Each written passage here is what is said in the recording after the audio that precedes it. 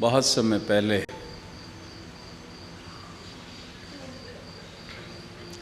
जब मेरी साधना चल रही थी, इस मार्ग पे मैं बढ़ रहा था, तो जीवन का जैसे एक उद्देश्य, एक पूर्णता तभी आती जब साधना के साथ सेवा करो। तो बहुत सा समय मेरा हीलिंग में गुजरता था। जिसको कष्ट होता था लोग आते थे,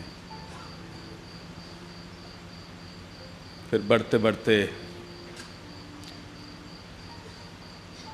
जगह जगह लोग इकट्ठे हो जाते थे, हजारों लोग उनको हीलिंग देता था। उसके बाद परिवर्तन, जैसे बीज होता है ना, बीज वो जब मिट्टी में डाल दो, पानी उसको मिलता रहे, तो एक समय के बाद वो अपना अस्तित्व खो देता है। वो जो हार्ड शेल है, उसकी जो हार्डनेस है, उसकी जो मैं है कि मैं एक बीज हूँ, वो मैं ख़त्म हो जाती है। वो बिल्कुल सॉफ्ट हो जाता है और उसमें से एक बहुत सॉफ्ट पौधा निकलता है। शिव योग की यात्रा भी बिल्कुल वैसी ही है। ये मैं इसलिए बता रहा हूँ कि जो यात्रा मैंने करी है, तुम्हारे जीवन में भी यही यात्रा होने वाली है।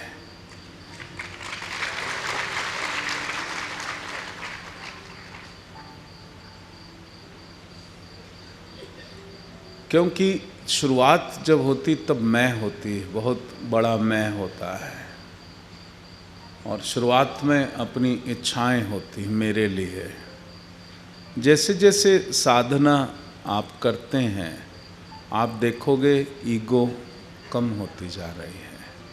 एंड द लव, उस धरती से जब बीज को देखोगे तो बीज अलग होता है, धरती अलग होती, द्वैत होता है, दो होते हैं, दो होते हैं हमेशा, धरती और बीज।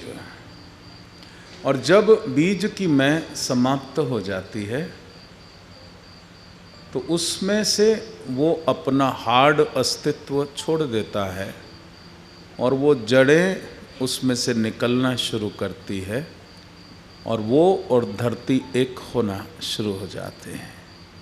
ये अद्वैत की प्रक्रिया है, अद्वैत की प्रक्रिया है, शिव योग की प्रक्रिया है। जब तक आपके भीतर मैं है, मैं हूँ, तब तक द्वैत का भाव रहता है। मैं हूँ, वो भगवान शिव है, वो अनंत है, और मैं बहुत बड़ा भक्त हूँ।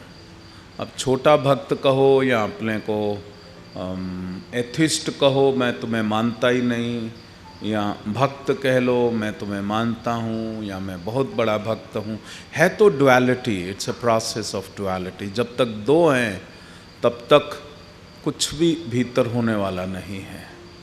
द प्रोसेस ऑफ ग्रोथ, ऊर्ध्व गति प्रारंभ नहीं हुई। जब समर्पण होता है शिव योग में, तब वो ये जो डुअलिटी है, ये नॉन डुअलिटी में बदलती है। द्वैत जो है अद्वैत में बदलना शुरू हो जाता है। और फिर मैं जैसे जैसे समाप्त होती है, शिव भीतर बढ़ना शुरू हो जाता है, अनंत। और एक स्थिति ऐसी आती है कि मैं रहता ही नहीं, सिर्फ शिव ही शिव हो जाता है।